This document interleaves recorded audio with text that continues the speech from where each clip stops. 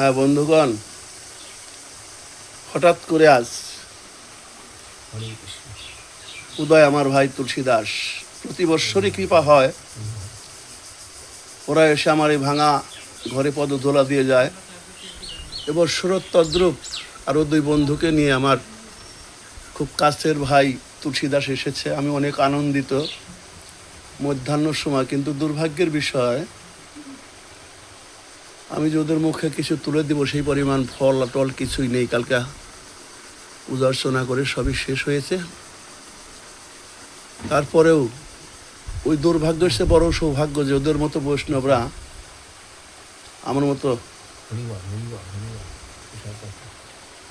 অধমকে কৃপা করতে এসেছে।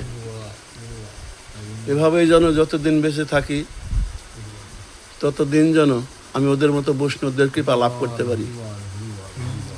হরে কৃষ্ণ, জয় নিতাই গৌর হরি বল। একটু তুলসী দাও, যাকে দিয়ে নো একাদশী নিচে একটা তুলসী নিয়ে আসো। কারণ আমাদের তো পৃথিবীতে কিছু নিয়ে যাব না, কিছু নিয়ে আসিনি। তারপরেও যেটুকু নিয়ে যাওয়া যায় সেটা হলো সঙ্গ, অর্থাৎ এই সাধু সঙ্গ, বৈষ্ণব সঙ্গ আমাদের জীবনের পরম প্রাপ্তিতা।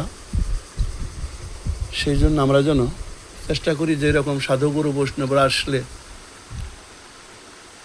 ওদের তো সমাধান করতে পারবো না, কিন্তু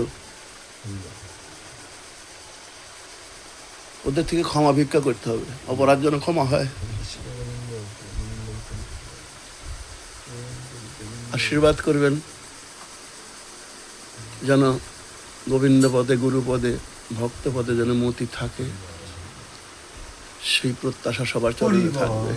হরে কৃষ্ণ কৃষ্ণ কৃষ্ণ হরে হরে, হরে রাম রাম রাম হরে হরে। হরি ওম তৎসৎ, হরি ওম তৎসৎ, হরি ওম তৎসৎ।